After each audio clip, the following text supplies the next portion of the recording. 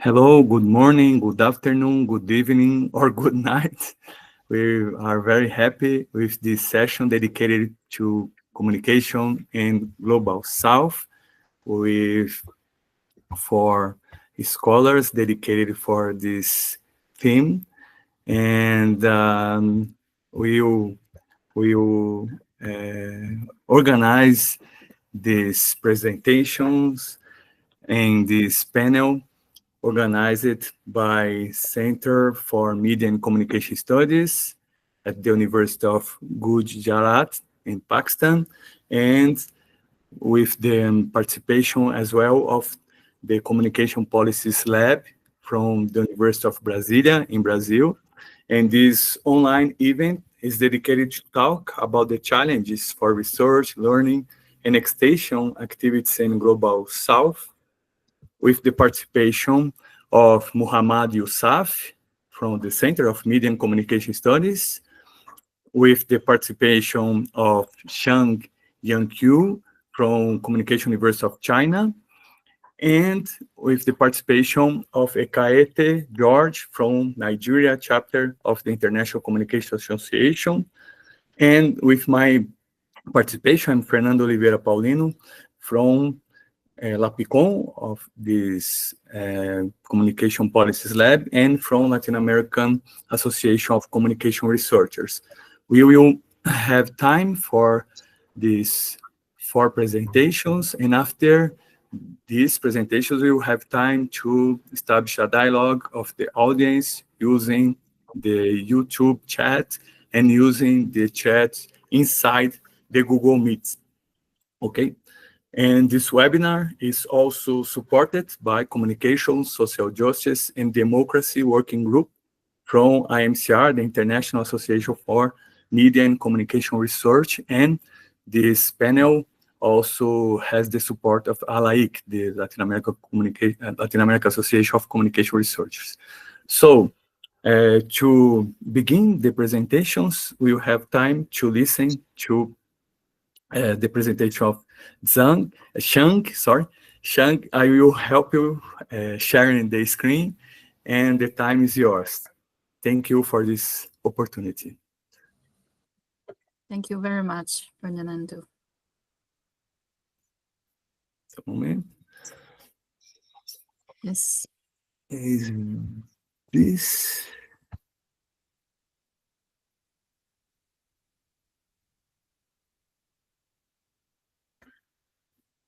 Okay. Thank you. Can I start now?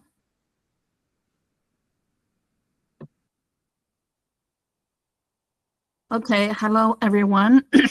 This is Professor Zhang Yanqiu from Communication University of China from Beijing. And I'm very happy to have this opportunity to discuss with international scholars, especially those from the Global South countries, to develop on the topic of communication and the Global South. And I would like to focus my topic based on Chinese experience. So the title for my presentation is The Development Model of Chinese Media and Its Impact on Countries in the Global South. Next, thank you. So we all know that, the Global South countries, we have a different, we have a different background. But actually, Global South countries, we share a lot of, similar history. And we call Southern countries trying to build a fair and reasonable new international communication order. So for me, I think the development model for Chinese media could empower the countries from the Global South to share Chinese experiences and to build a more diversified communication order. Okay, so next slide. So first for we all know that for many years, the Global Southern countries trying to build a fair and reasonable new international communication order. Next. we know that in recent years the economic strength of global southern countries have continued to increase. And here I like to review the background a little bit, because like countries like China, India, Brazil, even Algeria or other countries having become the key force driving global economic growth. But at the same time, we see the voice of southern countries in the international affairs is increasingly expanding. They are actively participating in the formulation of international rules and global governance. Yeah, global governance. But media is a part of the force to do the global governance, not only inside a country, but also internationally. So global southern countries effectively trying to promote the development of international order towards a more just and reasonable direction. And we all know that for a long time, Western countries or Western media has dominated the global information dissemination field. And the rising southern countries trying to, it's not a challenging, but we like to participate as we should, play a key role, important role in the global communication or information dissemination process. So we see the southern demands, and also there's a lot of opportunities. Like China and also some other southern countries, their demand to break the monopoly of Western media. For me, I do the Chinese media studies, international communication studies, but I also do African media studies. I see both China and Africa. We really don't think the international media present China and Africa in a proper way. So those countries are trying to enhance our international communication capacity. And with the rise of the social media, also AI, these days we talk a lot about the DeepSeek. So I think the social media and also AI will create a lot of opportunities for southern countries to compete in the international communication field.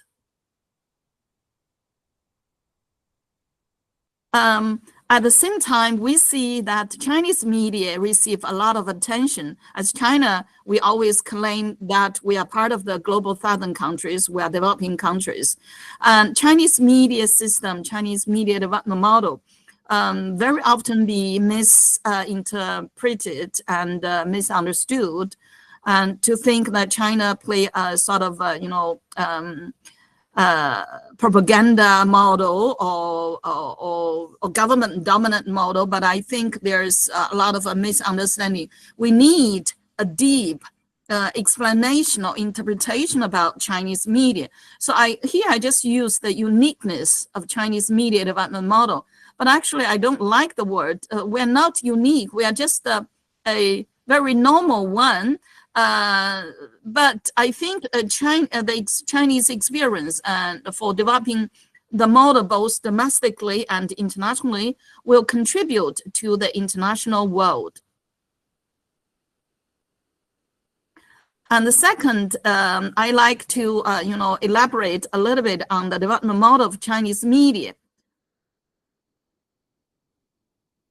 So first of all, from the practical level, we see that, Chinese media has accumulated a very rich experience in the process of the very fast development. And especially that, Chinese media in the past 40 years, along with the very quick economic development, we did a lot in three perspectives. One is a media interrogation. The other is a content innovation, and also China is a very good, Chinese media is very good at using technology application. At the same time, I think China, one of the key characteristics for Chinese media is we really put a lot of effort to do international communication. Okay, next. I think there's, when I give lecture to the African journalists or researchers, and they always like, they feel very interested to learn about Chinese, how Chinese media to adopt the new technology. But I think to understand Chinese media is more than those high tech. And let me talk a little bit about the international communication. As at the beginning, I just mentioned that global southern countries, including China, want to change the Western media's monopoly, but I think Chinese media really spend a lot of effort in this, from this perspective. We say Chinese media, we say to do the nation branding building. So Chinese media actively trying to tell China's story well to the world, such as the CG. We try to empower our international media like CGTN from different perspectives to to build China's new image, the image which used to be built by the others. And also this is also part of the Chinese effort to break the discourse hegemony.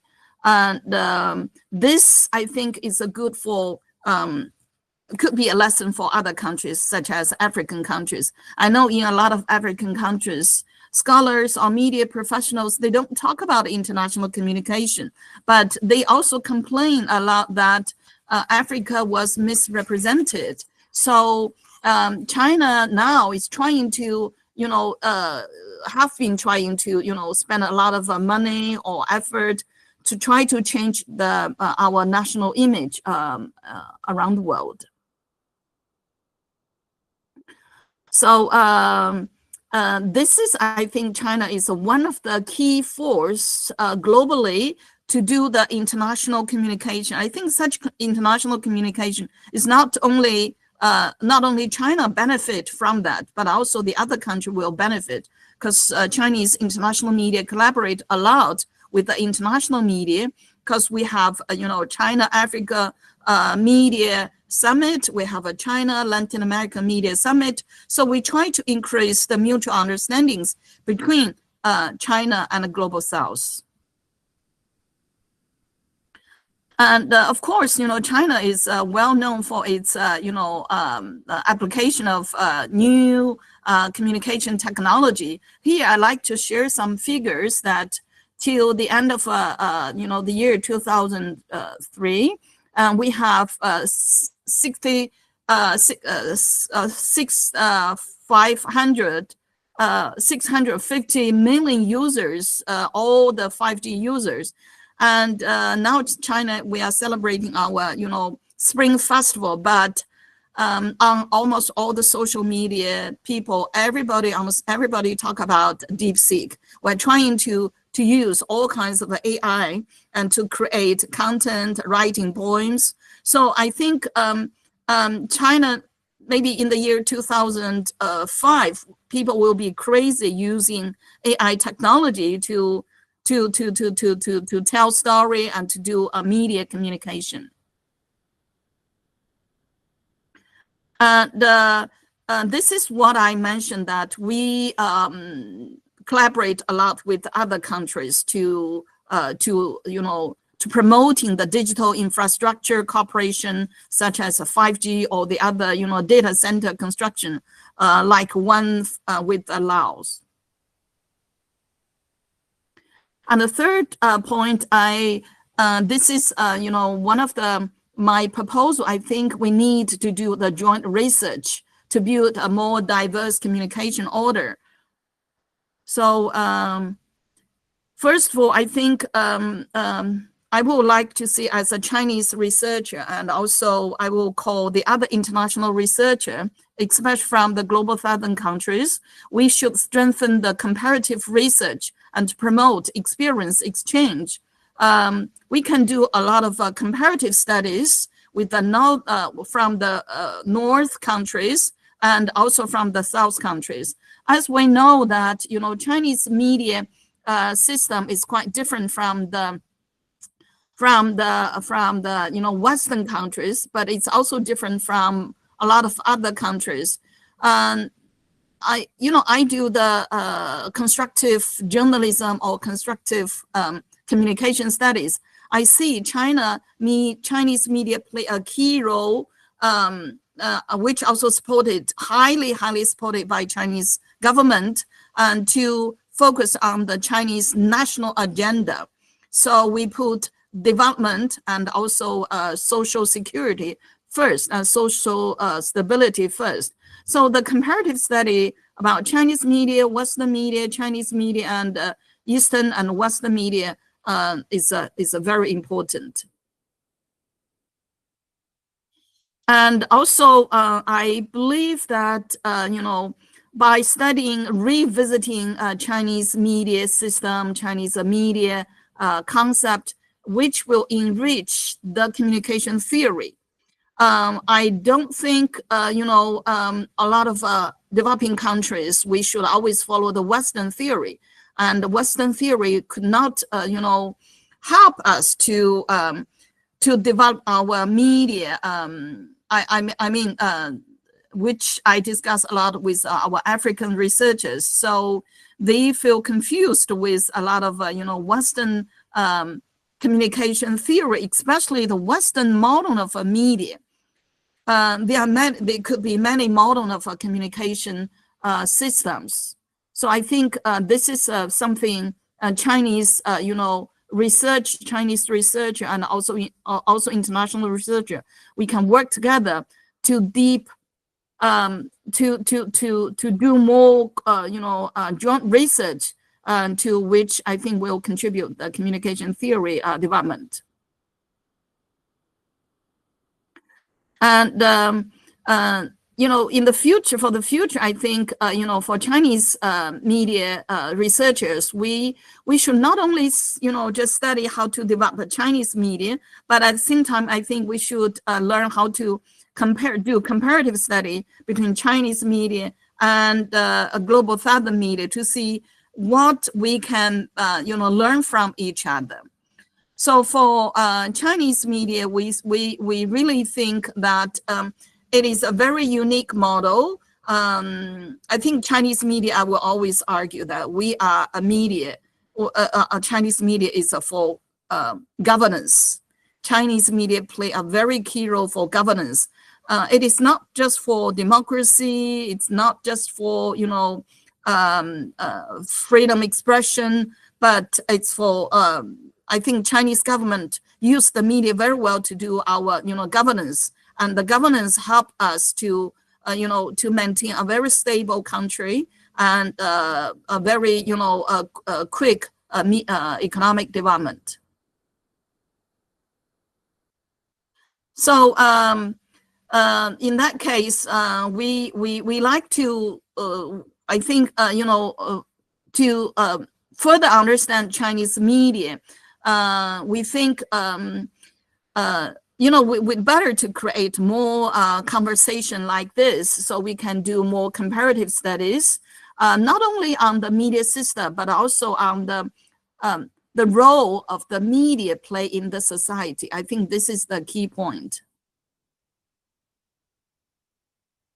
So I think so far, I don't think Chinese research are doing a very good job to introduce our media system, our media experience towards the developing countries. So we need to do more research. And of course, I think we should fully notice the new technology, especially AI's influence. So I think China really one of the country use the new technology in media. We have a lot of good experiences. So about the media convergence, or use the new technology to do the public communication. Those kind of experience could be shared with a lot of developing countries. So I think not only Chinese researcher, but I will call Chinese government and Chinese media try to expand the technological cooperation and break the monopoly of, the Western discourse. So just like what I mentioned at the beginning, that a Western media system or the does not fit our developing countries, and China create a new, a very unique media system, which will be, I don't think it's a model, but it's a good experience for other developing countries, for global southern countries, to create your own media system, media concept, or media theories. So if we collaborate together from the Brazil, from Africa, from Pakistan, and I think altogether that will help us to promote a very diversified development of international communication order and also theory. I think that's all for my presentation. Thank you. Thank you, Shang, for this presentation. We will have time after these 4 presentations for questions and comments. And right now, we will follow the Muhammad Yousaf presentation. Muhammad, thank you for this alliance to organize this event, and congratulations for your communication studies, especially this research about communication in Global South. I will share your presentation right now, Muhammad, and after the 4 presentations, people will have time for questions, okay? Muhammad, the time is yours.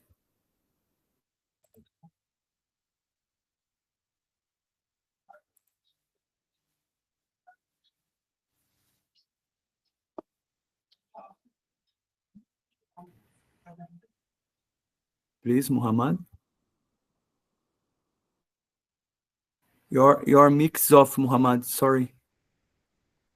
Could you turn on your mic? Okay. Professor Fernando, my presentation is with you. Would you share that so that I can speak? I think my option of sharing is not available with me. So kindly, can you share the presentation? Yes, I shared. It's ready. Okay. It's okay. Could you start, Muhammad? So let it become visible. It's not yet visible to me. I think it's visible for everyone. It's okay, Muhammad. It's visible to us. Yeah. Sheikh, is the presentation visible? Yes, Yeah, sir. we can Communication see. Research in Global South Challenges by Muhammad Yousaf. Why it's not visible to me? Well, okay, it's maybe fine. technical problems for North and South. It's fine, no It's problem okay. at all. So, Professor Fernando, thank you so much. First of all, let me pay my gratitude that you collaborated with us with Center for Media and Communication Study, University of Gujrat, Punjab, Pakistan, and we jointly organized this webinar because this is going to be a very good beginning of a very diverse and a very collaborative dialogue between the scholars of the Global South. So my talk is on this Global South perspective. So I would like to start my presentation. I would be talking about communication research in the Global South, challenges and solutions. So my today's talk primarily focuses on what are the challenges and what are the prospects in communication, or in the Global South, the scholars who are doing communication. So let me first of all talk about that there are inequalities in the global knowledge production in communication outlets, cultural practices, and governance problems. So this is one of the major issue that why the global scholars need to have a more collaboration, more collaborative dialogue, and more communication and conversation.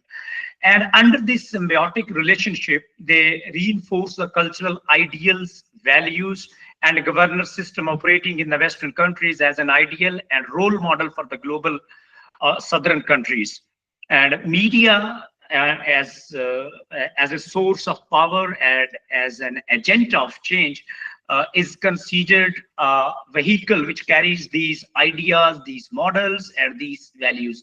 And this was one of the purpose of the volume which we edited earlier, Ekaete Yousaf and Onabe 2023, the handbook which Dr. Fernando was talking, Handbook of Research on Reconstructing Culture and Communication in the Global South. So in that book, our purpose was that indigenous knowledge production and dissemination is an essential feature to get a better insight into the global southern countries. That's very, very important, because if we want to have a better understanding, better insights about the problems of the global south, we need to have a better knowledge production, and the knowledge production that should be indigenous, and then dissemination of that knowledge, which Dr. Chang was talking, that we need to have a more story, more concrete story, and more elaborative story to be shared with the Western or with the Northern scholars, so that they could have a better understanding of the problems and issues which are being observed and investigated and explored in the global south. So this is the context where I will be talking the rest of the presentation. So the first of all, my focus, first point which I talk is the promoting indigenous knowledge production. And that is one of the problem in the global south, because most of the knowledge that is produced is Eurocentric or American-centric, or is conducted in the advanced countries. And then the local knowledge and the local needs, local sensitivities, either they are the cultural sensitivities, either they are the societal sensitivities, or either they are the religious sensitivities, they are ignored. And if they are reported from a different perspective. I mean, Western scholars or the Western media report it as an outsider force, rather than coming inside and getting the inside lived experience and then reporting those problems. So that's why the local knowledge and the indigenous knowledge, what we call, is very, very important to highlight the problems and get the richer and deeper understanding about the problems of the global south. And then we need to have a more broader, if we want to meet this end, we need to adopt a broader approach encompassing development issues, democratic values, digitalization, gender equality issues, and many more issues and the problem. Because what we need is, we need to have a more indigenous approaches. I mean, more localized approaches, methodologies, epistemologies, theoretical frameworks. Most of them are borrowed, and they are borrowed from the Western countries or from the global north, but I will say as a whole. So they don't pinpoint, or they don't highlight the problems in the context of the countries or the developing countries. And then another issue when we talk about the knowledge, or the local knowledge or indigenous knowledge, which is more localized and contextualized, one of the biggest issue what the global southern scholars or the countries face is the funding, disparities in funding. One of the biggest challenges is that the lack of funding for research. Universities and research institutions often rely on the government grants, which are very limited and very inconsistent to investigate the problems which are very prevalent in the global southern countries. And then another comparison, which is with the global north, that the researchers in the global north have more access to the multiple funding sources. They don't only have funding from the universities, they have also fundings from the private sector, from the sponsorships, they get the government grants, and even they have a very strong linkage with the industry, or what we call the practical side. So academia and the practitioners work together, and they have more empowerment. They empower each other, and those endowments, those funds give a very good edge to the scholars researching or investigating different phenomena, either they are the communication phenomena or social phenomena or social problems. So as compared to the global south scholars of the global southern countries, global north countries scholars have more funding, they have multiple sources, and they get different grants and sponsorships from the government, from the field as well. So this funding disparity or disparities, even it's a between North and South, and then even within the South countries, these kind of disparities are very prominent and very common, which hinder the communication, research, and the scholarship and the contribution. And then the second point is access to the scholarly resources, and this is, I think, even more important and imperative than compared to the first one. Because the scholarly resources, the prestigious journals, they are from the global North, and they are edited from the global North, in other words. So their subscription fees are very high, and which are very difficult to meet by the scholars who are working in the global South. And this is one of the problems, that they don't have access to the scholarly resources, those who are situated in the global North. And then this also gives rise to the publication bias, which I want to talk. The dominance of the Western institutions in the academic publishing also leads to biases that favor of research from the global North, because most of the time, if the data set is from the global North, that get published and that get passed. But if the same data set is from the global South, it has to face a lot of bias. Sometimes the bias is so big that those publications get rejected, they don't get through. And the second point is the open access initiatives. The open access initiatives have been taken to sought to address this problem of subscription, but the challenges remain there, as the article processing fee for open access journals are very high. For example, I gave you some example, good journals from Elsevier, Sage, or Routledge, or even Emerald. The good journals who are SSCI, Social Sciences Citation Index, or SCI, Sciences Citation Index, or even emerging Social Sciences Citation Index. Their article processing fee are to publish open access article in them is about 4,000 to 3,000 to 4,000 US dollars. So this kind of funding is not available to the scholars in the global South, and that's why we don't have that kind of scholarly contribution which is free of access available to the scholars of the global South. And this gives rise to another kind of bias. Those scholars who are working in the global South, most of the time they like to cite the scholars from the global North. Even the scholars who are working in the global South, they don't prefer to cite the scholars who are working in the global South. This is another problem, and this is another intellectual bias or a scholarship bias. So this problem is also very common, because most of the time the scholars who are working in global South, they cite the work of the scholars who are working in the global North, and most of the time very good work which is published in the global South, they don't prefer to cite that work. And this gives to a bias or ethnocentrism, what we call intellectual ethnocentrism or scholarship ethnocentrism. And then comes another very important point, and that is a technological gap and digital divide.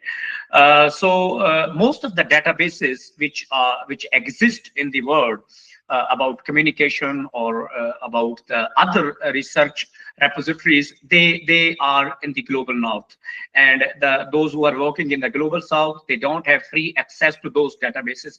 Many institutions lack reliable internet connectivity. That's another problem in doing and advanced research softwares article restricting scholars' ability to conduct in-depth research. So this is one of the technological gap, or what we call digital divide, that those scholars who are working in the global South, they don't have access to sometimes they face the access to connectivity. The other time they don't have access to the advanced softwares, because most of the time their institutions don't have subscription to those softwares.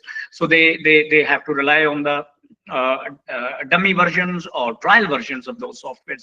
And then this digital divide, I gave you 3 examples. The digital divide creates further imbalance between the researchers in developed and developing nations and the developing countries. For example, access to the LexisNexis. LexisNexis is one of the database which has all the news articles, English newspaper articles available online. So if someone who's working in Pakistan or even India or China, or even Nigeria, or wherever one is working. If the scholar or the researcher has access to the LexisNexis, he or she can find all kind of articles or news articles, editorials, columns, commentaries there, and then it's very easy to content analyze the media agenda or the media frames, and then integrate them with the public opinion surveys. And when we talk about the public opinion surveys, National Anbarge election studies, and then American National Election Studies, which are conducted by social research institutes at University of Michigan, and now with the collaboration of Stanford University. And this data is available to the scholars who are working in the global north. So media data they can get from the LexisNexis, and then the survey data they can get from the American National Election Studies or National Anbarge Election Studies. So, and then there are some studies or some databases which have consumer-based data. So all kind of data resources are available in the global north, and that's why we see more publications, we see more knowledge sharing, knowledge production, and knowledge sharing from the scholars who are working in the global north, because they don't have to face these kind of access issues, digital divide issues, and then data availability issues. These are some of the issues. And then last but not the least, language and cultural barriers.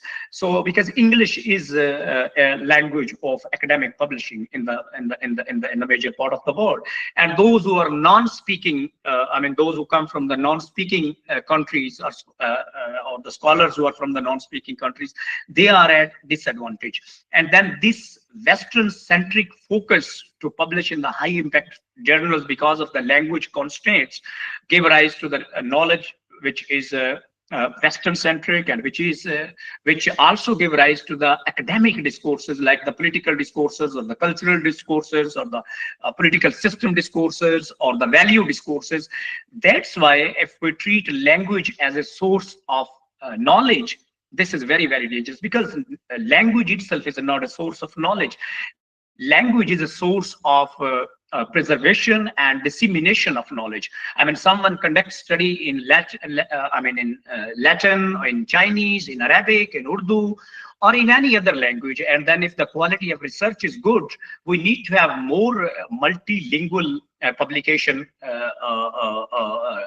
platforms where the scholars both from the north and the south can publish, so that those people who, because of the language, are at a disadvantaged position, they can also contribute in their own language to the scientific knowledge production process. And through that, we could have a more multiple discourses, multiple academic discourses, multiple societal discourses, and multiple value-oriented discourses. Because right now, the discourses, either they are the political, cultural, economic, which are framed and presented in the Western media, they are considered to be the ideal system. Although there are more alternative systems, either they are the cultural, either they are the economic, either they are the media systems, or either they are the political systems. So the one which is presented in the Hollywood or even the political discourses or the academic discourses is not the one discourse. But fortunately or unfortunately, because these discourses are dominant, and then they perpetuate and reinforce in our discourses, social discourses, political discourses, academic discourses. And the last one is the borrowed frameworks, which Dr. Chang was also talking. Because most of the scholars who are working in the global south, they borrow the frameworks, the methodologies, the theories which are built or which are established in the north or in the west, and then they try to use those theories and those frameworks in the global south, which are not suitable in the keeping in view the contextual and the situational factors. And that is where the intellectual ethnocentrism comes into the play, that the knowledge practices become more ethnocentric in nature. And if we look at that, if we want to look modern, or if we want to have the modern trends in development, in economy, in politics, in media, then there are 3 studies which I share with you that those studies in the beginning of mass media laid the foundation that if you want to look modern, then you have to follow the Western way. And one of the very important study was from the Daniel Lerner, that was in the 1958 passing of the traditional society that was conducted on the farmers in Egypt in the Middle East. That study, the findings of that study outlined that if the farmers in the Egypt want to adopt modernized techniques, or they want to have more productivity, or they want to look modern, then they have to follow those methods, those methodologies, those theoretical frameworks, and those lenses which are very common in the West and which are used in the West. And then also the Wilbur Sharam study, television and national development in 1976, and then also the other studies. And what this does to the production of knowledge is that knowledge becomes more Western centric, that becomes more ethnocentric, and that is where in the beginning I talked about the volume which we edited, Okocha, me, Yousaf, and Anabe, we edited in a volume, and that volume focused on the deconstructing of culture and communication practices in the global South, making the frameworks more localized, more indigenous in nature, and encouraging the scholars to produce their own theories, develop their own frameworks. And in that book, the first chapter, which was contributed by Okocha and his colleagues, it talks about a very localized framework from the African perspective, and the other chapters also talk about that. So there is a need to have more localized, more contextualized, more situated frameworks and methodologies and epistemologies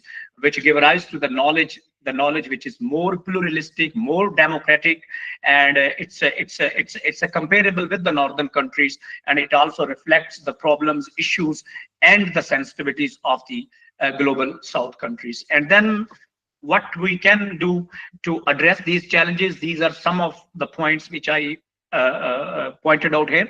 Invest more in research. We need to invest more in research so that we can have more knowledge and we can have better academic discourses like the political discourses.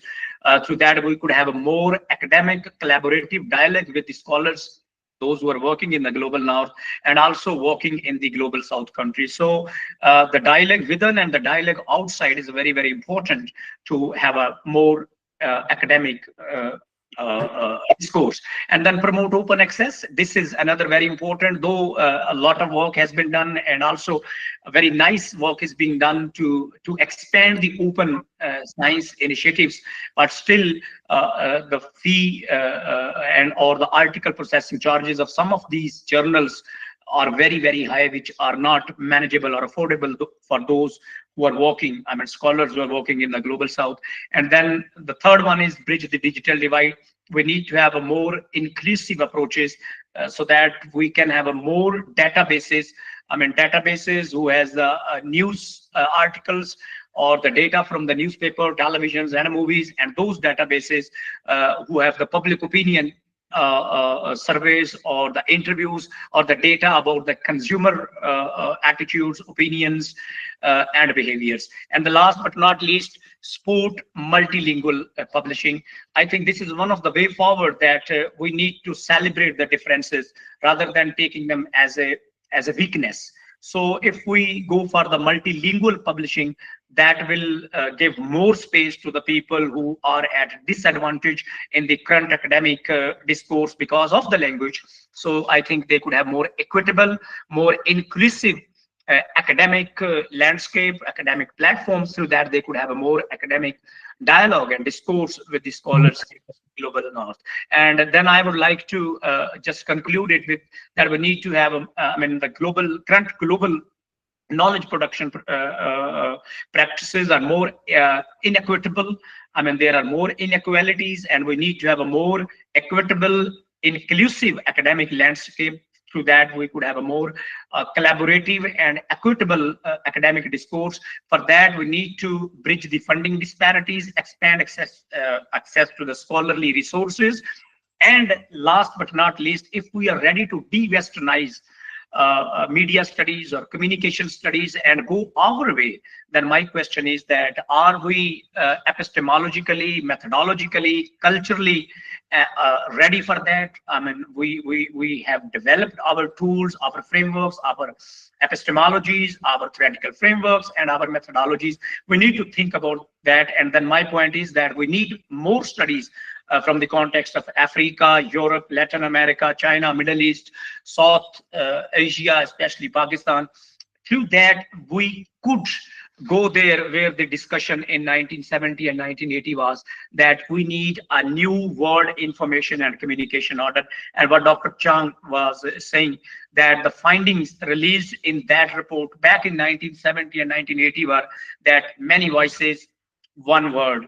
That was the report which was submitted by Sean McBride, and that was published in 1981, which the title is very self-explanatory, that in this one word we need many voices, not one voice. Through that we could have a very new, more just and more efficient word information and communication order. And I mean, some of the examples, there are some voices: CGTN from China, Asia Today from Singapore, Al Jazeera from Qatar. These are some of many voices from the one word. The more voices we would have from this world, the more democratic this world will become in terms of knowledge production, in terms of knowledge dissemination, and in terms of academic discourses, which we need to have if we want to have a better dialogue, deeper dialogue, and more constructive dialogue with the scholars, those who are working in the global north and those who are also working in the global south. That's all from my side. Thank you so much. Thank you very much, Muhammad, for this amazing presentation. And right now, we will have time to listen to Ekaete George. Ekaete, I will share your presentation as well, and the time is yours.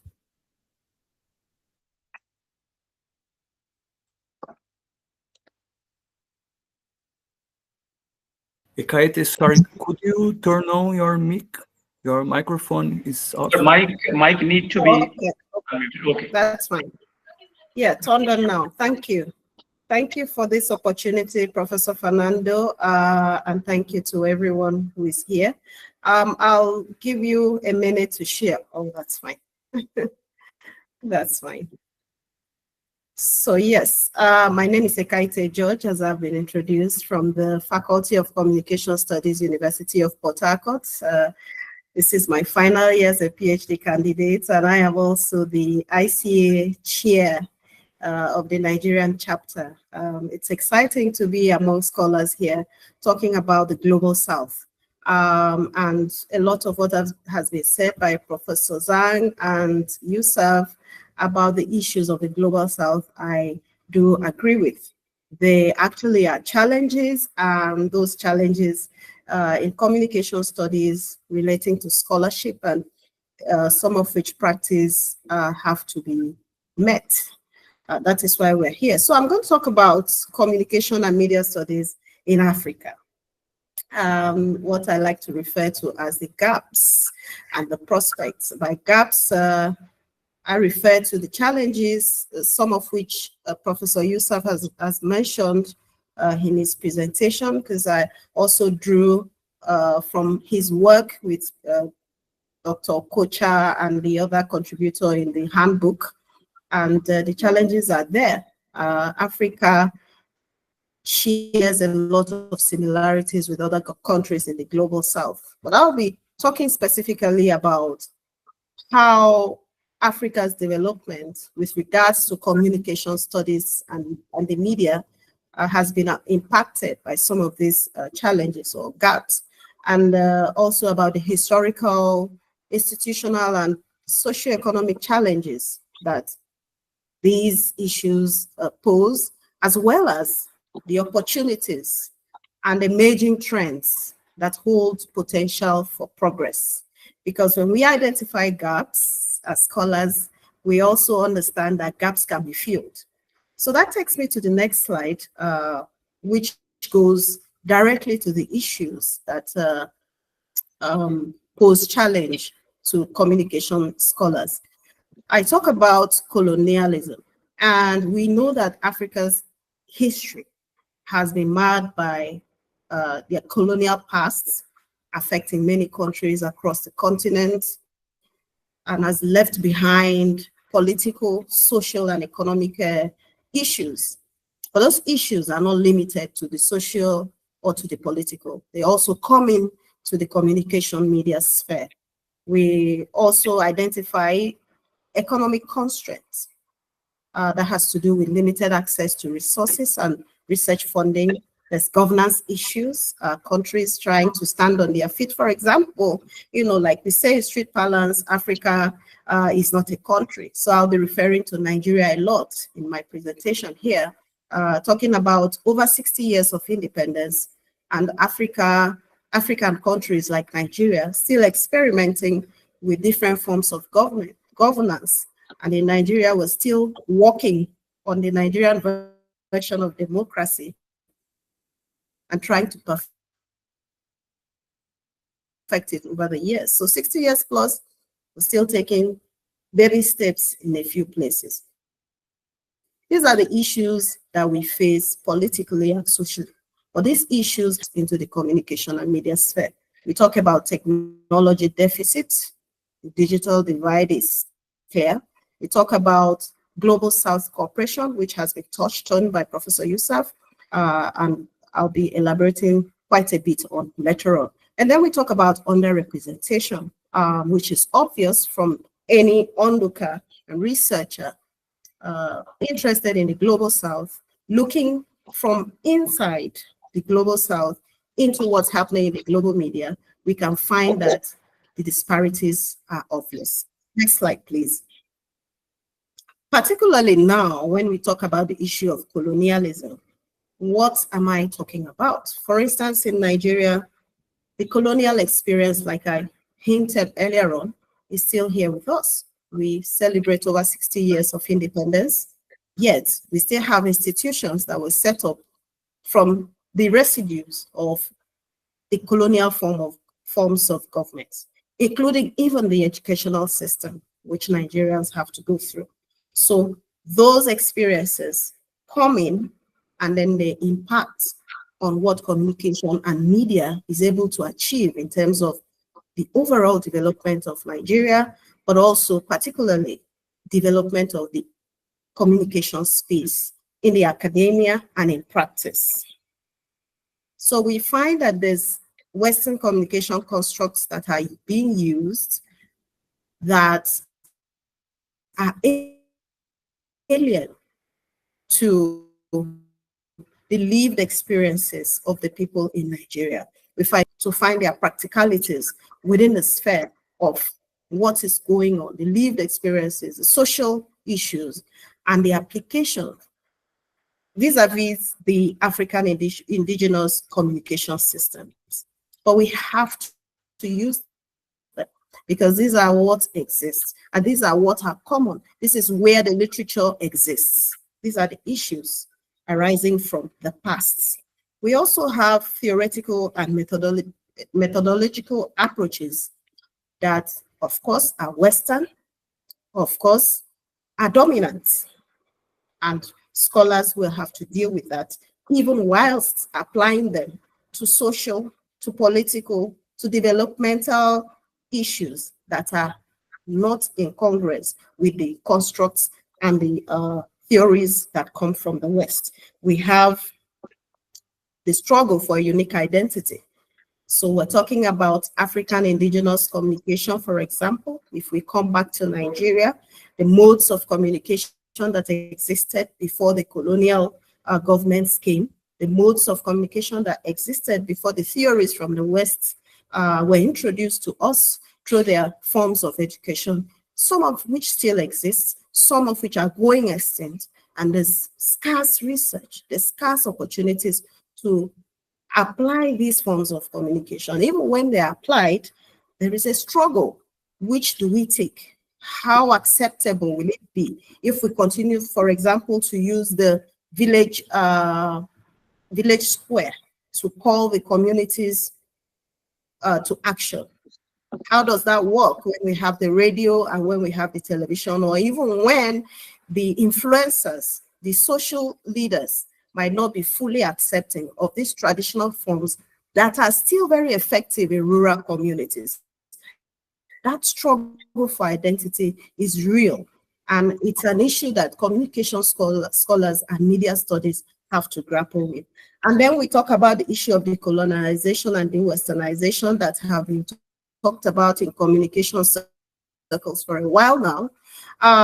The mere fact that some still struggle to come on board with it. Again, we talk about the Global South, not as one unit, but as a group of countries that are unique. So if we talk about the Global South comparatively, that's easier. But if we talk about the Global South as one unit, then there's going to be a struggle, because the issues that we're talking about, say, in Latin America or in some parts of Asia or in some parts of the Middle East are not the same issues that we're talking about in Nigeria. So there might be just there a disconnect in the attempt to decolonize. It might sound easier to stay with the familiar than to go to issues that are alien to me in Africa, in Nigeria, when someone from the Middle East is talking about decolonization. That poses a challenge for communication studies. In fact, even practice, when we're talking, for instance, Professor Zhang talked about adopting methods from the China media industries. Some issues, some peculiarities may not be familiar to scholars in Nigeria, and they might find it easier going back to the familiar rather than adopting new methods that are being proposed by certain sections of the Global South. So such cooperation then becomes something that is not quite easy or even welcome from some sections when proposed by other sections of the Global South. Then we'll talk about economic constraints. That's obvious. Funding for media and communication research is limited. So you find scholars preferring to expatriate, to provide expatriate services to countries where there's better funded institutions. In Nigeria, we have a name for it called JACPA.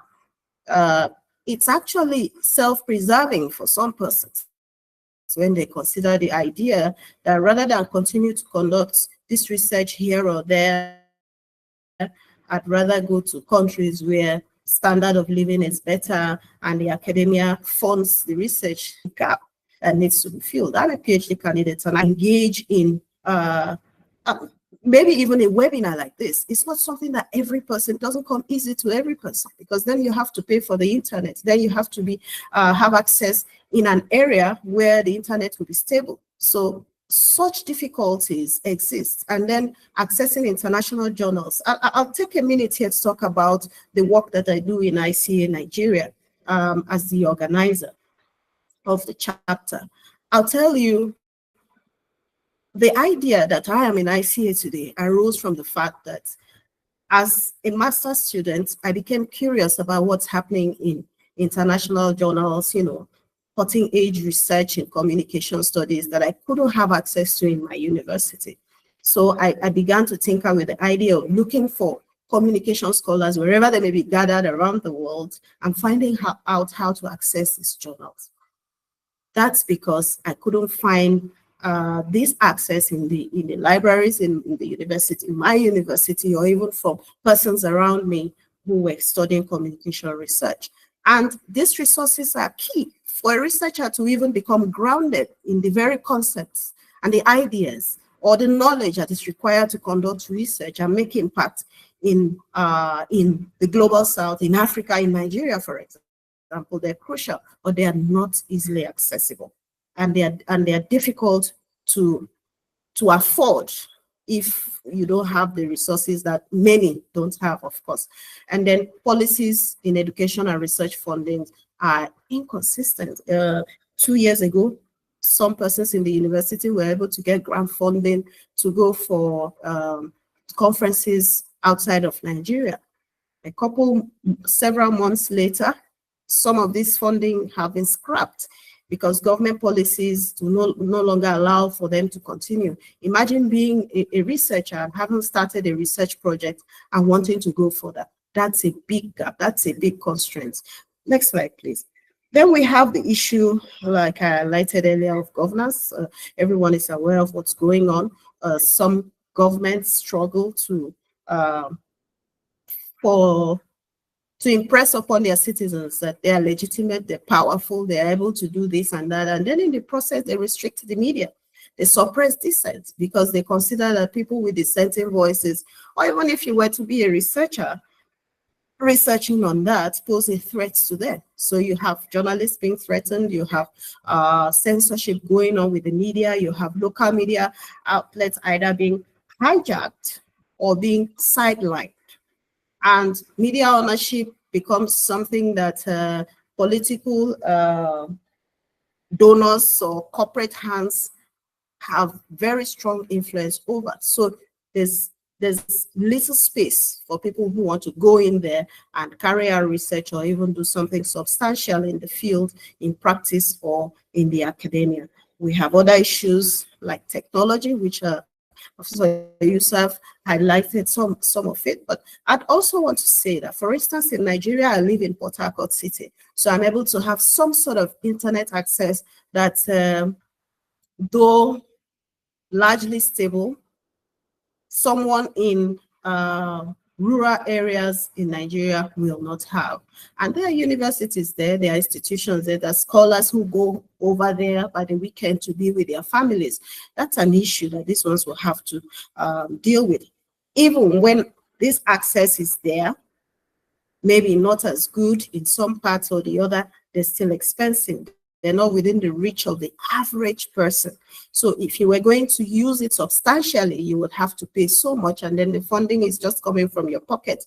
That's a lot to grapple with. Then we have digital literacy.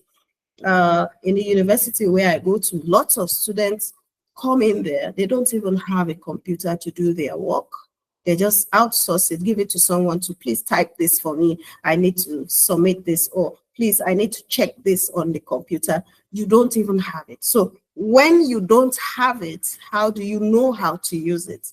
And, you know, even where some will have access to it, because it's more difficult to have to learn how to apply these technologies, some would rather not learn and to just pay someone to type or to carry out some basic functions with the digital affordances that may be available there.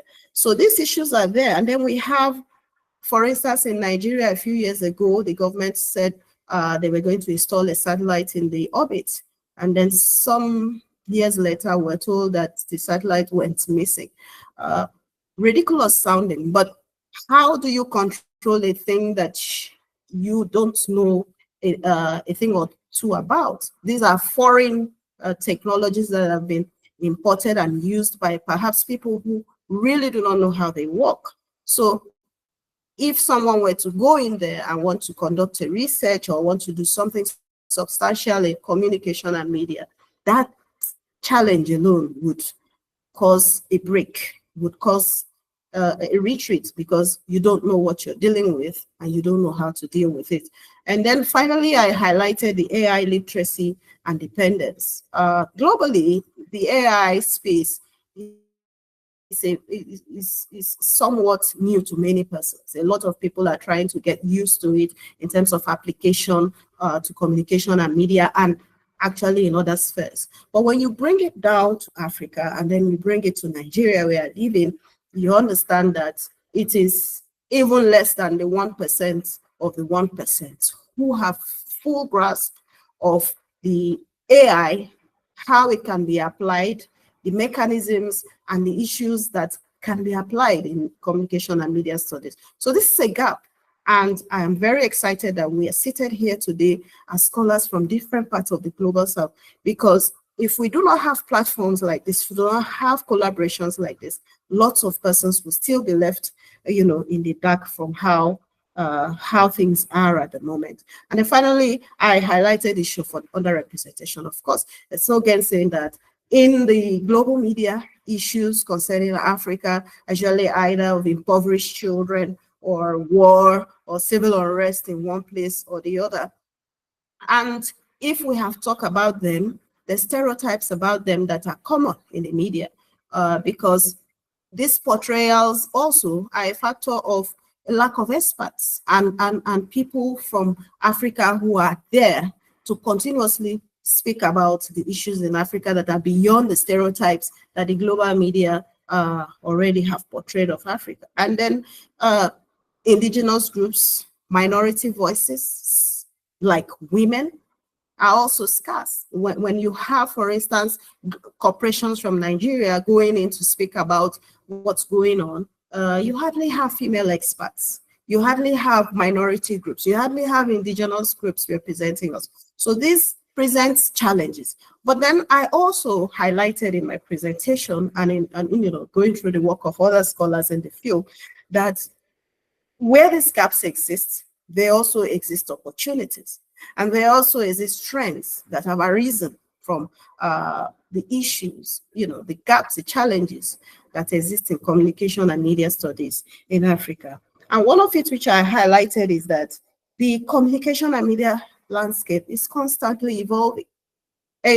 Digital and policy reforms a few years ago, we had a new Minister of Digital Innovation who is someone that has been working in the tech space for a few years back globally. And he has introduced reforms into Nigerian digital space, even up to the issue of the AI. Of course, the reach and the scope of this is still very limited. But such openings present an opportunity for people who have little or no information or resources to even get to know what's going on their own. Such policy changes present an opportunities. Communication and research scholars should constantly be updated about this. We also have youth engagement. The Nigerian youth population is very active and vibrant in the digital space. And this activity and vibrancy that I'm talking about exceeds even communication and media. But especially when we apply it to communication and media, we understand that the future of communication and media studies in the global south, there is hope and there is light there. Because if this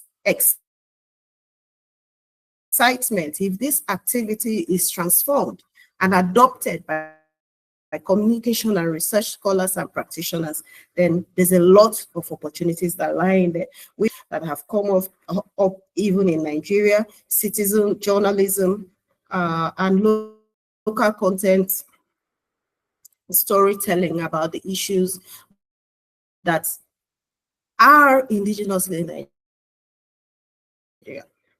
For instance, in the music space, we have Nigerian music that has taken over Nigeria and the world. But in analyzing issues such as these, communication and media scholars and practitioners have a role to play, to go into these spaces that have become very much dominant and then extract the resources, extract the data, extract the things that will allow us to conduct effectively the researches and to impact on policy and social change. We also have the social media, of course. That's a big place for social and the business public discourse. And then the AI. Recently, I had a conversation with a tech person in Nigeria, and I was being enlightened on a lot of the affordances of the AI, especially for communication researchers. I got to get an in-depth knowledge of what automation is and analytics, and this, as well as immersive journalism, monetization, presents avenues where communication scholars can even help themselves economically to be able to offset the challenges of the constraints of economics. And then I go to a few recommendations that I've made. If I make my conclusion, stakeholders in communication and media sector have to come together and promote ways of transforming. Again, this is why such a forum of this is very important to me. The global south of countries in Africa and promoting these issues that will allow for the transformation of the media landscape will work effectively and allow us to work for sustainable progress in one world. And the sector has to, and the engagement has to be tapped. You know, the policy shifts need to be policy shifts, because when they do favorably and include exclude one another, that exclusion is affecting the global south. Other things, there's even peculiarities if you're from Latin America, but we have to bring each other into an umbrella so that that approach, that coming together, will in turn drive to the global south generally. And in media, what's happening in the global media, of course, the equity is still yet to be seen. But we have to, as researchers, advocate for this. There's nowhere where the world's representation will be of one group of people who are politically or socially advanced than the other. Of course, this we understand the economics of the media, but there's also an issue that the voices that are not heard have a lot to contribute, even to the spaces, even to the areas of the world where the voices are always heard. So let's constantly push and advocate for, just like what we're doing here, but especially for the AI, which has come up now, you know, with all of the advances. We have the open AI, we have the Meta, we have the X, and now we have DeepSeek. But what do we do with it as media scholars? This is the time for us to jump in, and jump in such a way that will benefit our different regions of the world, but especially our developing where we are to where we intend to be as communications scholars. So once again, thank you. Have the opportunity to speak again. Thank you.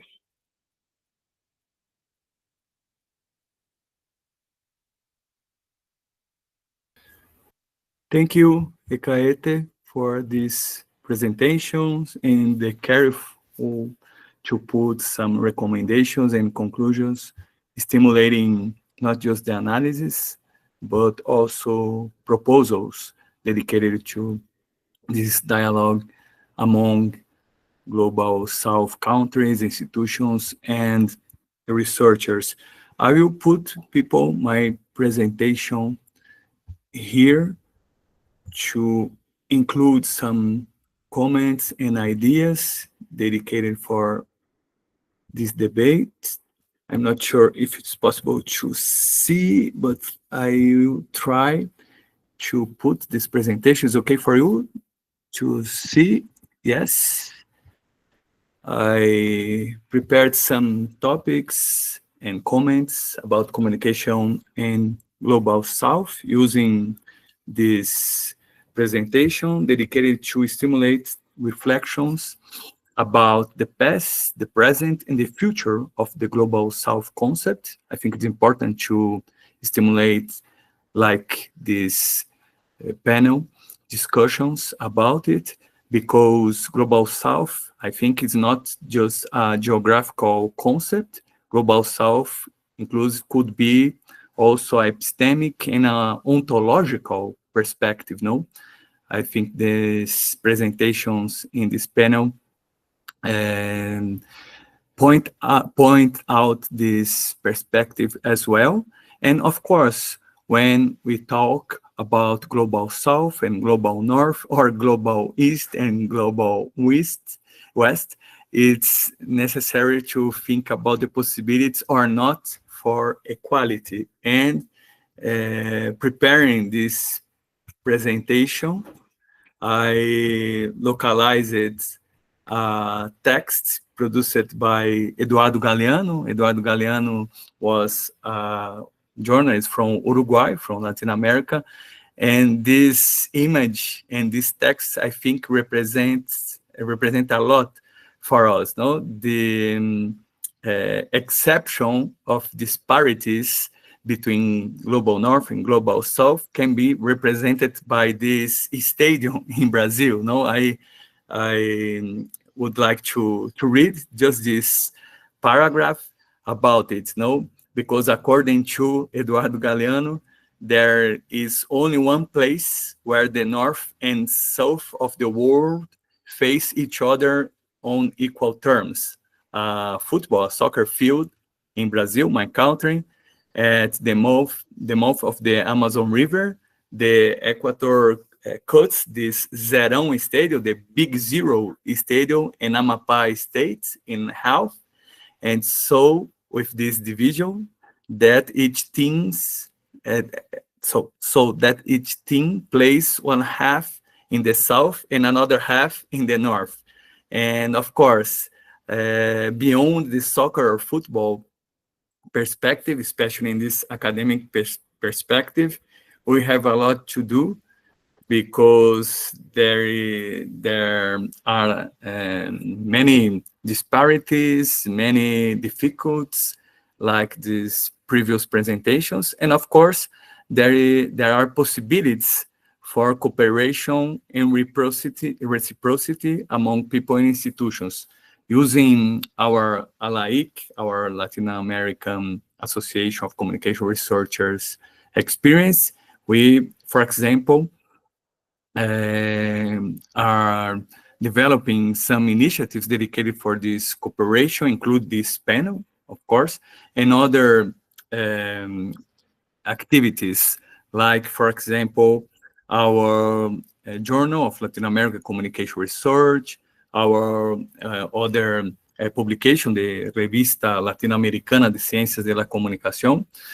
And beyond the publications, we have conference, seminars, summer schools, trying to do this role of stimulating more dialogue and cooperation. And of course, with this movement, we think it's possible to stimulate more dialogue and register this dialogue in books like this, Research Traditions and Dialogue. We produced 5 years ago this book, stimulated a dialogue between Latin American and European countries, and we have a desire, a will to do the same Asian, with African, with Oceania, and inclusive with North American colleagues. And with this, we believe that the importance of these activities inside and outside the region to stimulate academic reciprocity, inspired by diplomatic reciprocity, because in foreign relations, it's essential to create mechanisms to reduce the inequalities, the asymmetric relationships, and these, I think, principles can help us a lot in our academic, cultural, and or social exchange to reduce or prevent the perpetuation of the colonial pact, because maybe in our academic activities, sometimes we have the same sense of exportation of academic commodities in terms of informations, data, and the importation of processed data or industrialized products like the journals, like the articles, and like database that you use most of the time based on Global North institutions with difficulties to access, to reach, and to interact with Global South institutions and people. So to stimulate this dialogue, I will stop in this slide. Thank you for this attention. And with this, we will have more time to dialogue with the audience. We received some questions and comments by the people, from the people, in the YouTube. I will read some questions and comments, and after this reading, we will have time to establish this bridge with the people. So here we have some comments from Aline Lucindo, Josete Marques, Mariane Magalhães. Thank you for the participation. And some questions, Zhang, about China. I will read 2 of them, and please, if you have time to analyze and to establish the dialogue with these questions, I will thank you very much. So, S asks us about how does China realize international communication when Chinese are even forbidden to access this live stream, and ask Zhang, to you, please tell China's story well. It's a highly politicized slogan loaded with ideological intentions. First of all, do the people get to tell their stories without censorship? It's a question about China. Denise Araújo congratulated us for this webinar, and also ask us about surveillance in terms of mass digital actions. And just to finish this first round, Zhang, what are the main challenges for regulating communication technology in a globalized world? Please, Zhang, I think you can comment these questions and participations here. And after this, I will read other questions and comments produced by the people accessing this live stream by YouTube. Please, Zhang. Hello, I'm still trying to read it, but I got the main idea from you. I think it seems it's a contradiction that while China is trying to improve its international image through Chinese international media, at the same time there are a lot of beliefs that China is domestically media is under high censorship. I think there is misunderstanding, but because international communication is one thing, but how we use our domestic media to run the country is another thing. Just like what I explained in my presentation, that China in recent years really pay high attention to our international communication. I think from the global southern perspective, China really contributed a lot and also set a good model to try to keep a better balance among the Western discourse and also Eastern discourse or global southern discourse. So I really think Chinese effort should be appreciated, and of course this is not only for China's own interest, but also for a more balanced reporting of a global South and for a more a global community of shared future. So such as in CGTN in Africa, we have Africa CGTN Africa, and it's not only tell Chinese story, but CGTN Africa also tell African story and from African perspective.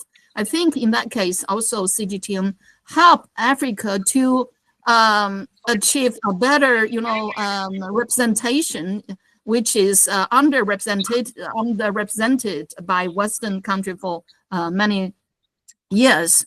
But at the same time, I do believe that there is a lot of a misunderstanding about Chinese media system or practice. Generally, they will use censorship, very strong government control, use those discourse to think about Chinese media. Even they use such as a Western theory or Western concept, like freedom expression or whatever.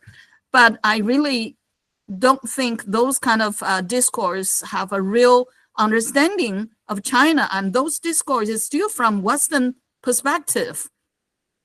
So what I have already stressed that in China, media play a very key role in our development. So that's why a lot of African students or researchers when they came to China, study in China, they like to find out what kind of a secret, what is the secret for the secret role for Chinese media played in such 40 years fast development. So I will argue that Chinese media play a key role in our governance. So the government used the media to do the governance instead of just doing propaganda to say everything good about the politicians or the party. No, that's not the case. You know, if you really watch Chinese media, follow Chinese media, you will see the Chinese media pay a lot of attention to the medical system, the education, the health care, or whatever those things related to people's life. So I will say, how many people really watch Chinese domestic media? Do they really understand Chinese language? Do they really follow Chinese media every day? If they don't, how can they say, they always say that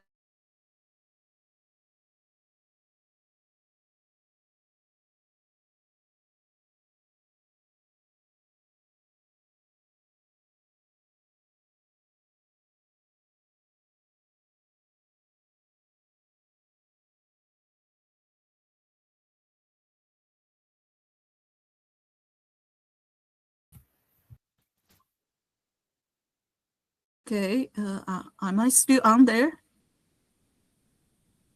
Yeah. Yeah, Can you okay. hear me, Zhang? Please go ahead. So I think there's we need to go deeply into another country and to examine the media instead of judge from beyond one's head. So I do believe Chinese media play a very constructive, positive role, working along with the government to promoting two things.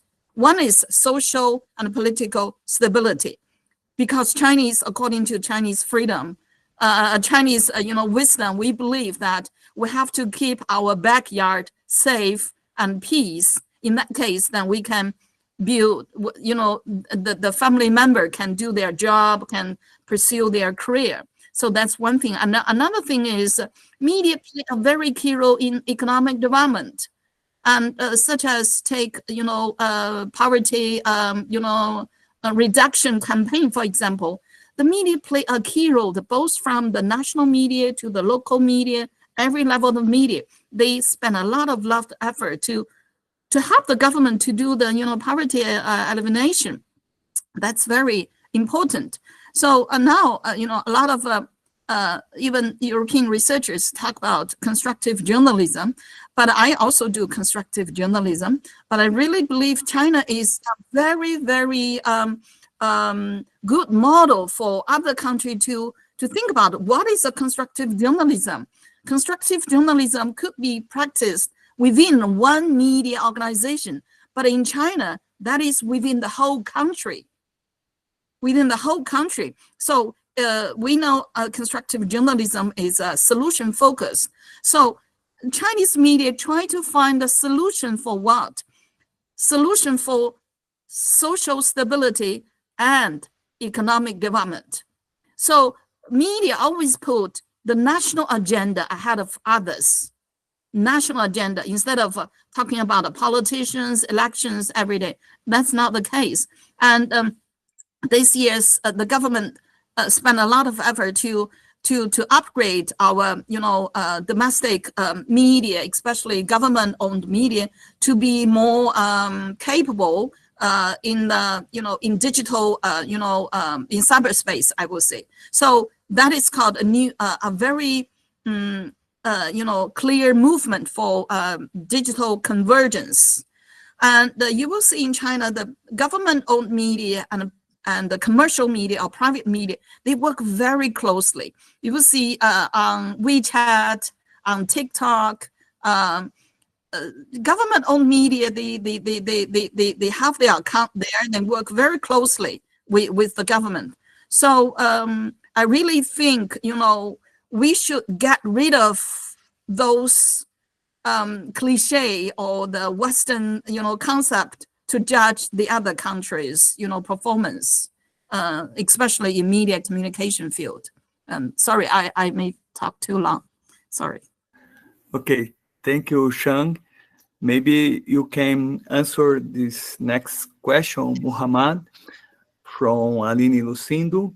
What are the main challenges for regulating communication technology in a globalized world? Please, Muhammad. This is a very important issue, and the as important question, as important how to deal with it, because technology is a double-edged weapon. I mean, the same radar which we use to guide the passenger aeroplane can also guide the missile to hit a city. So it depends on the uses of the technology, how we use technology.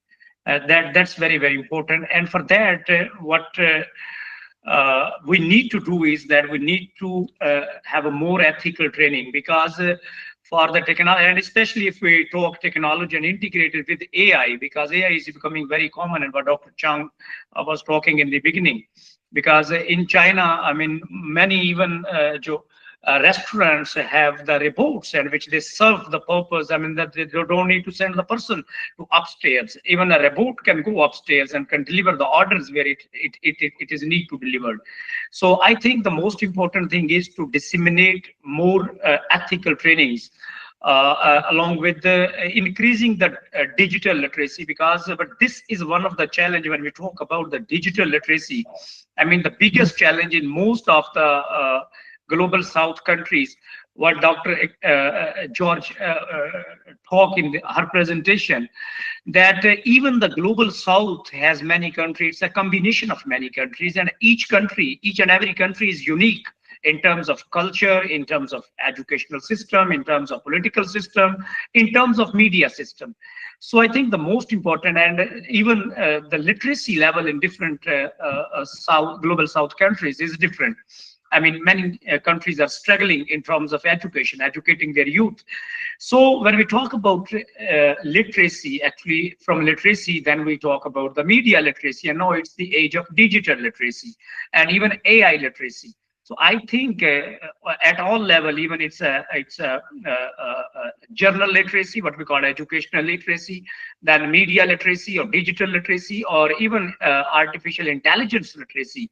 The most important thing is to train young generation ethically. We need to tell them ethics, that when they are using these technologies, they need to be ethically, they need to be responsible culturally, socially, politically, economically. That's very, very important. And if we integrate with the Chinese model of development, what Dr. Zhang was explaining, in China, media is committed, and one of the professor, Dr. Chita Chiang, he is working on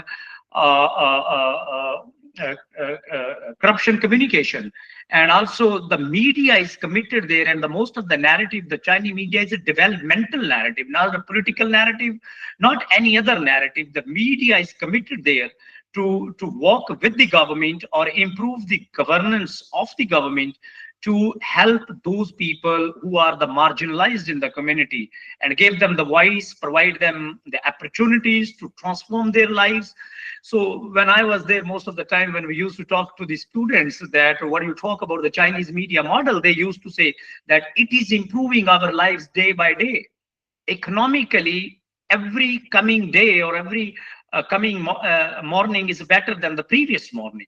So, and a poverty alleviation campaign, what Dr. Chang taught, that is one of the best lessons which all the global South countries and even global North country can learn, that this was a massive movement where I think in 1 minute or maybe 10 minutes, or I think 1 minute, 10 Chinese people are being pulled out of the poverty.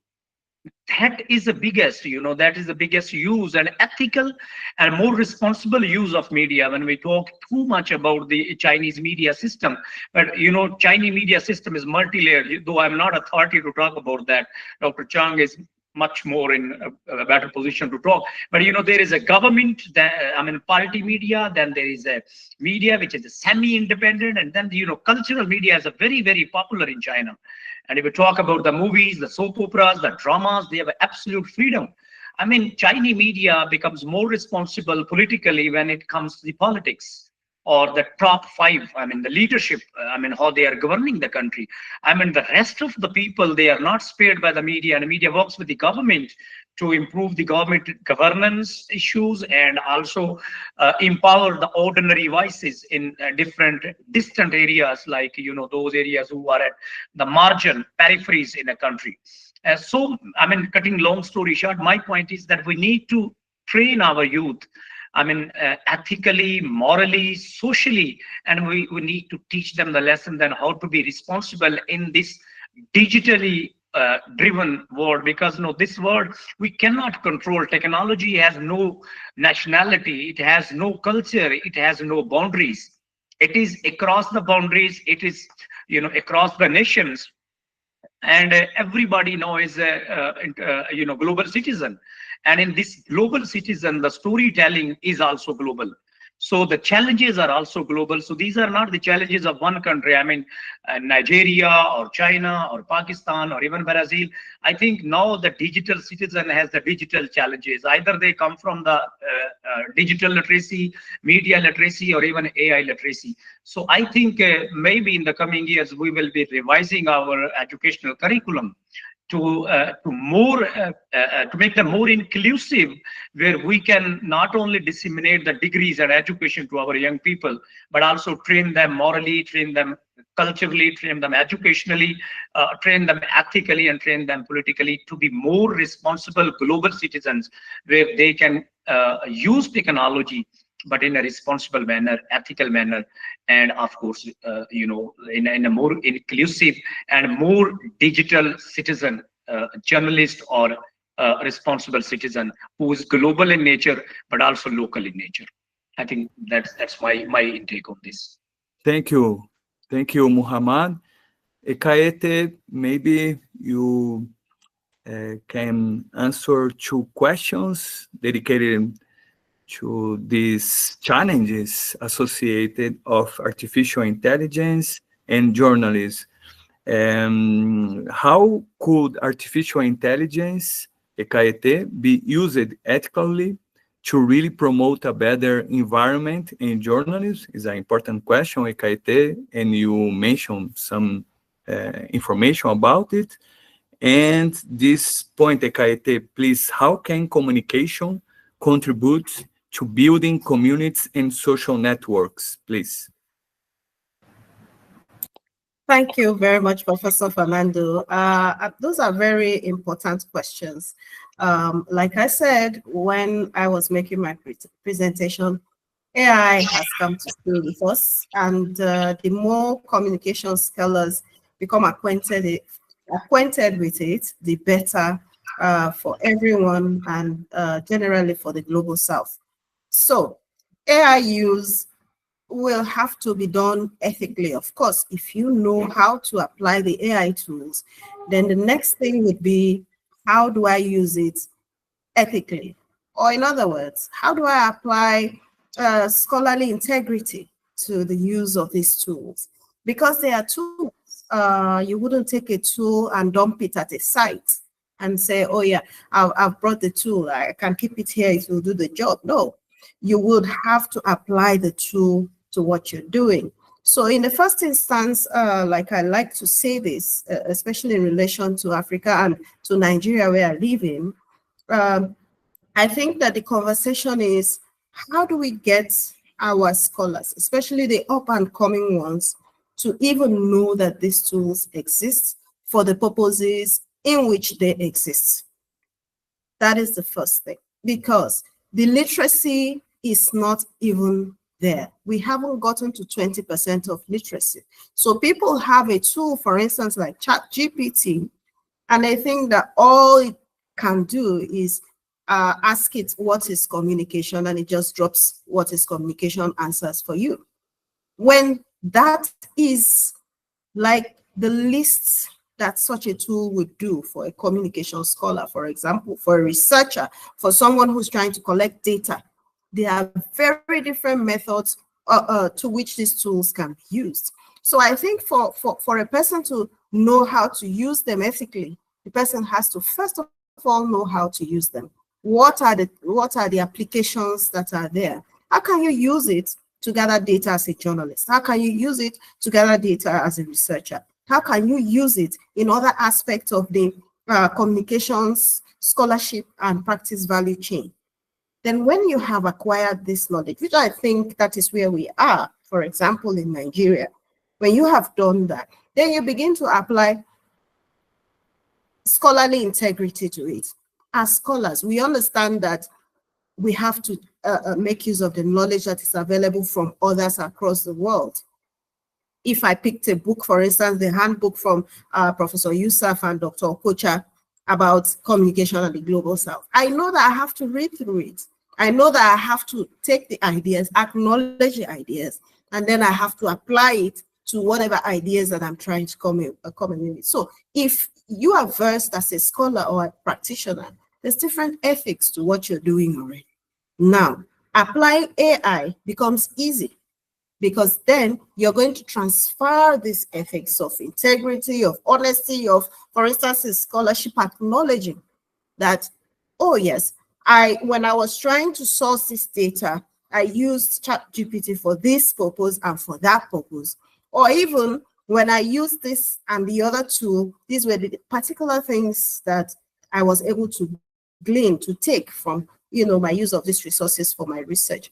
That, I think, is where we are heading to, for example, in Nigeria. I think we haven't yet arrived there. For the 0.1% of us who have come to know and have started to use this tool, yes, we can talk about how to use it ethically.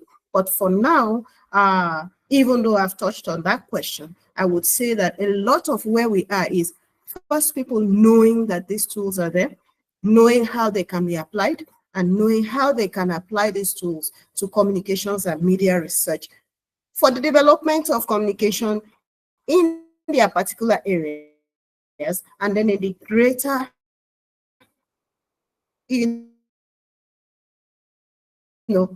area of the Global South, which is collaboration, cooperation, and application of what's going on comparatively in other parts of the world to what is happening in their particular sphere. For example, in Nigeria, I can't, as a Global South person, exist in Nigeria and forget about what's going on in Latin America or the Middle East. Then my knowledge of how the global communications network is moving will be severely limited. So AI can come in there. It can supply us with this information. And as we continue to get used to, acquainted to it, we can then transfer the ethics as scholars, and then adopt the ethics of AI use depending on our different areas of the world that we live in, that are things, of course, they are being crafted as we go. I'm not sure any country has full-fledged policy on how to use and what to use when it comes to AI. But progressively, all countries of the world are going towards how to know what's current in their countries. Please, may you... Hello, Professor Fernando. I'm here. I believe it was something on how the media can... I know. Professor Fernando? Okay, I'm here. It's the same thing. For example, I talked about data. As journalists were racing... As journalists were racing to get the news out as fast as possible. It's exciting what AI can allow have allowed journalists to do, in the global international media space. So journalists in the Global South have to keep up a lot is happening at breakneck speed. The speed alone is dizzying for people who have to catch up with so much. That speed is dizzying, but we shouldn't allow ourselves to stay so long in the dizziness. We have to get up and collectively and individually apply the tools when it comes to monetization, when it comes to automation, when it comes to analytics, and all of the other ways that journalists can improve their crafts and get their content out, even as independent journalists, independent voices, independent journalists. This AI tool, AI applications are the way to go for voices that are not represented or have limited representation, for advocacies concerning development in our parts of the world. We can continue to struggle for space in the big arena, as well create our own platforms, create our own spaces, because now with the digital space and the AI coming together, those are becoming possible and the possibilities are endless.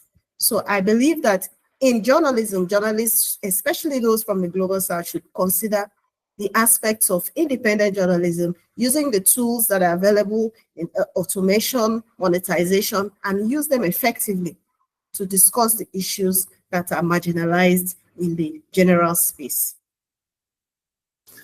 Thank you, Ekaete.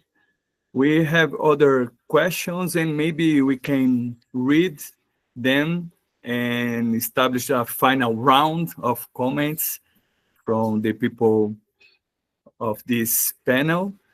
We have some questions dedicated to these Western or not Western concepts about freedom of expression.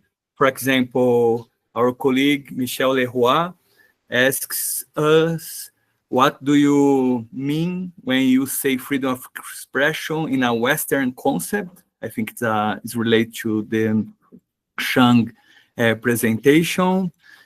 We have other question about how can academic research help to increase the exchange among Global South countries. And maybe to finish this list of questions, or abstract of this list of questions, question about Zhang. Zhang, you say breaking the monopoly of discourse, but doesn't that just mean a struggle to establish the hegemony of discourse? And let me check if I forget some important point. We had a comment, Ekaete, about the 6 years of independence and the struggle for identity, congratulating you for the presentation, and a comment about the importance of discussions on colonialism in times when power seems centralized again and economic power has reshuffled our geopolitics throughout tech companies. Well, people, I thank a lot these comments and questions, but the time is limited. Maybe we can establish these final remarks. Already preparing panel part 2 to establish more dialogue and more information about these provocations from the people, from the audience here. Zhang, please, again, the time is yours, and thank you for the cooperation in your time. Please. Okay. So that's very interesting. I see that several questions towards China or Chinese media. That's very highly appreciated. One, let's talk about freedom of expression. I don't think anything wrong with the freedom of expression, but as to the freedom of expression, that's not only the one standard or criteria to judge one country's media. Okay, that's one thing. And because media can have many performance, can play many roles, and it is always Chinese media sometimes was criticized a lack of freedom expression. But I really don't think in that way. So freedom expression does not mean, without any limitation, you can say anything. So freedom expression, I think, even like democracy in different countries, you have a different applications. So just now I see from the question, one word, they say restriction or censorship, and that related, that seems to be the other side of, freedom expression. But I think, we better not use the word restriction or censorship. We better use the word regulation or responsibility. I think all the country, they have to regulate their media. That's true. So when a country regulates its own media, you cannot say it is a restriction or control or censorship. So all the media, they have to follow your one country's law or constitution. So so in that case, I don't think China is a country lack of a freedom expression. We have we have media regulation, but we have to be very careful to think about the freedom expression. For me, I think it might be used by some giant company, use that freedom expression to open the door of other country and to blah blah blah in other countries' backyard. But on the other side, like global southern countries, lack of the capacity of international communication. So only the very strong Western media, they have the freedom to express in global southern countries, not vice versa. So freedom expression, when we talk about freedom expression, we have to talk about responsibility. For example, a lot of Western social media, they are quite free in a lot of developing countries, and even make the government feel headache about it, like in some African countries when during the election, they can do nothing but they shut down the electricity or shut down the internet of the whole country. So that's very embarrassing way to do the media regulation. So in that case, we have to be very careful about the freedom expression. That's not the only standard to judge one country's media. Okay, so that's my answer. And I think when we talk about communication and global south, even as researchers and students, we have to be very careful. While we are complaining about the limited performance or limited capacity or the limited opportunities for global southern countries or even researchers, are we really ready to accept the alternative? I don't like the word, but we use the word for this moment. The alternative media performance of the other countries, such as China. Okay, so do we really open to examine or to look at the performance of the other countries? So media can have many models, like they can be many political models. There should not only one model of communication. There can be many models, just like every household, we have a different arrangement of our furniture, a different arrangement of our dinner, a different arrangement of our family life. So I think freedom expression, you have to let the other country to have the free to choose their media system. Okay, that's my answer. Okay, Xi Shan, thank you for the comments and answers. Please, Muhammad, we have this final remarks time, including these global and more broad questions and some specific topics. For example, our colleague here in the Google room, the Meet room, Mehmuna Karan, asks us, and especially asks you what measures can be implemented to regulate media ownership in Pakistan. Maybe you can establish this bridge, Muhammad, between Pakistan and other global South countries again, please. Your microphone is off, Muhammad. Sorry. Please turn on. First of all, thank you so much. Let me divide this answer into two parts. First, about the media ownership, I think that is the issue. I mean, that's a global issue. That is the issue in the global north. That is the issue in the global south. I mean, media is concentrated in the few hands, and what we call it a media concentration. Sometimes we use different terms in the different countries, but the meaning is the same. Ontologically speaking or epistemologically speaking. So I think one of the model could be the community model. You know, that is very common in the European countries. Community media is very, very popular in the European countries.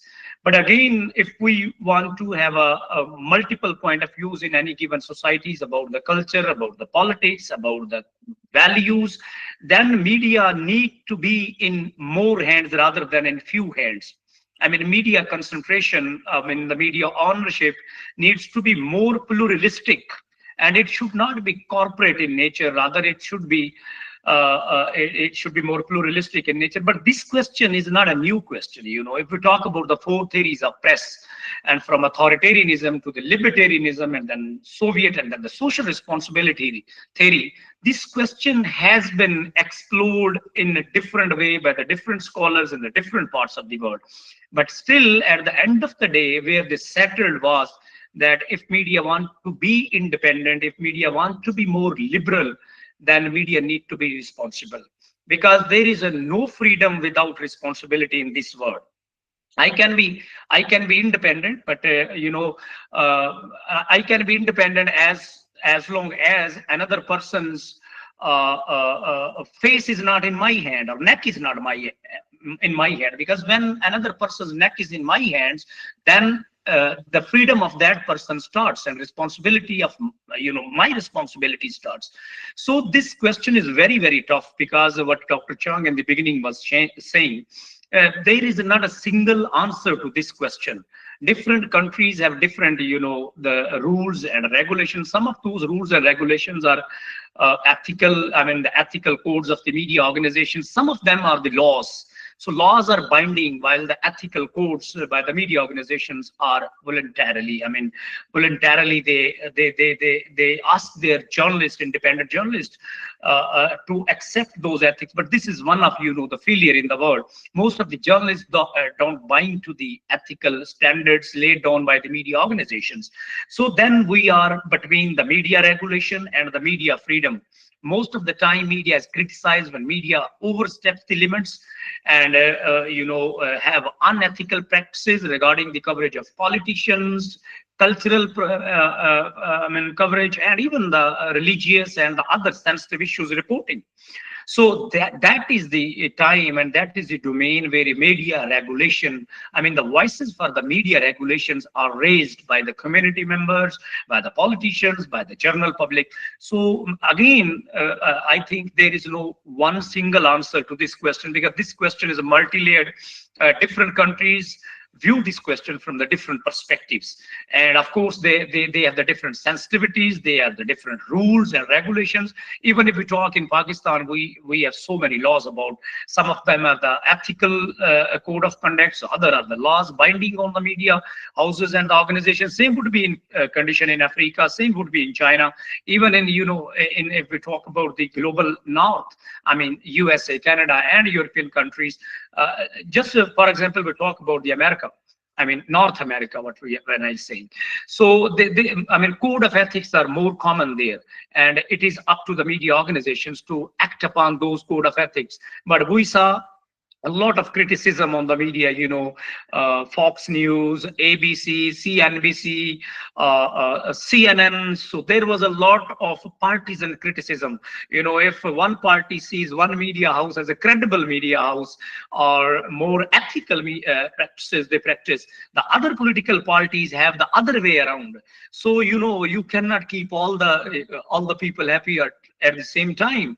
And in country like Pakistan, we have many political parties. We are multi-political party system. So same is practiced here. Some media houses are criticized by some political parties, while other media houses are appreciated by the same political party. And at the same time, some other media houses still are criticized and appreciated by the different reasons, by the different political parties at different times.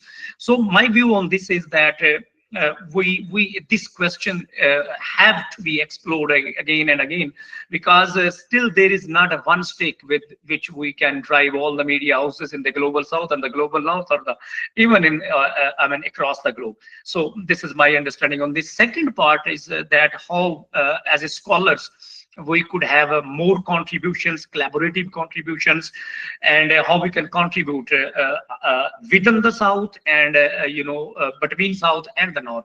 I think one of the point is that these kind of dialogues, academic dialogues, webinars, conferences are going to be the launching pad where we can interact with each other, we can understand the point of view of each other, we can share our publications with each other, and then we can learn from each other. We can agree, we can disagree, and we can agree to disagree with one another, with the perspectives of one another, but still we can respect, keeping and respecting the sensitivity of other colleagues.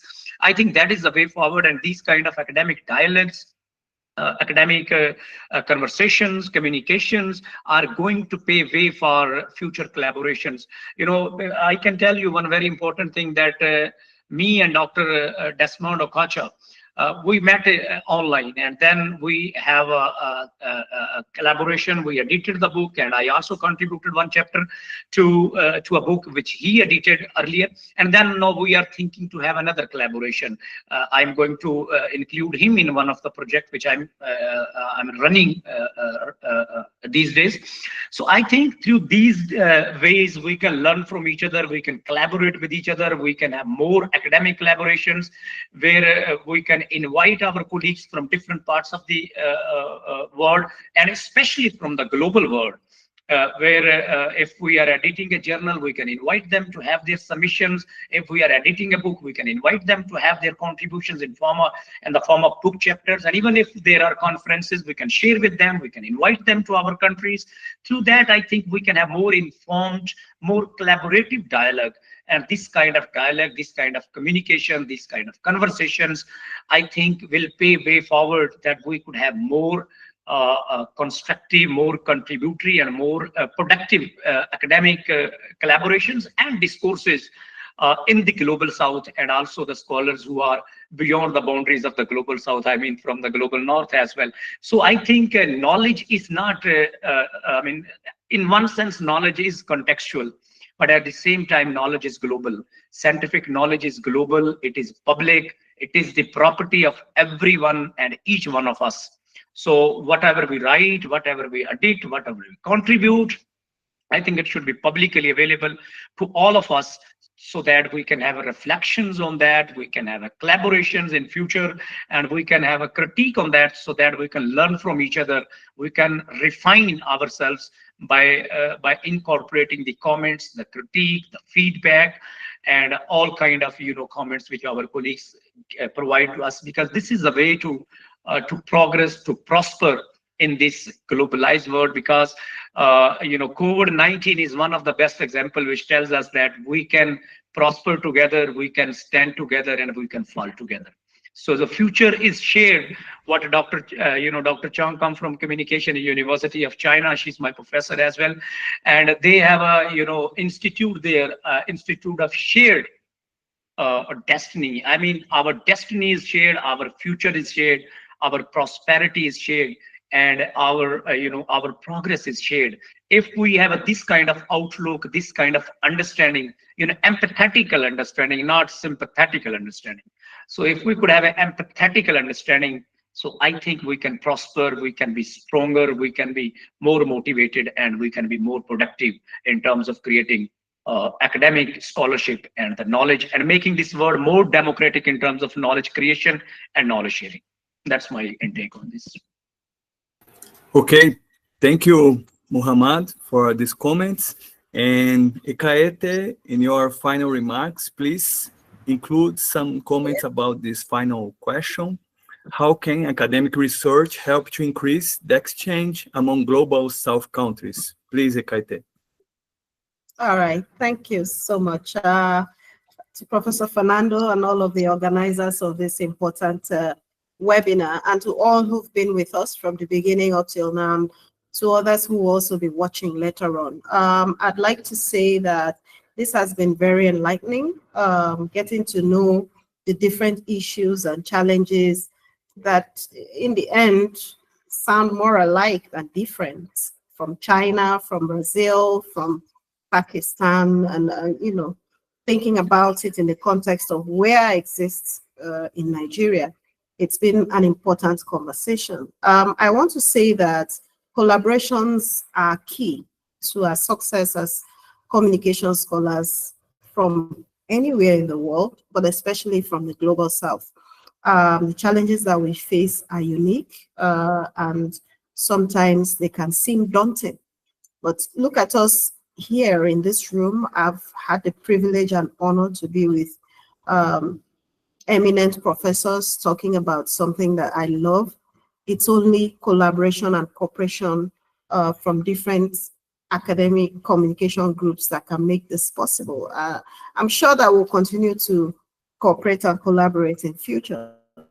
But this has to expand and include other persons from all around the world. My experience in ICA and now ICA Nigeria chapter has taught me that the bridges may appear wide, but they can easily be bridged through cooperation and collaboration. So it's a key thing for communications research to continue to leverage on these partnerships that we have and expand it to include other persons who may also be needing the confidence, for example, that I can get from talking to Professors Fernando and Zhang and Yousaf here.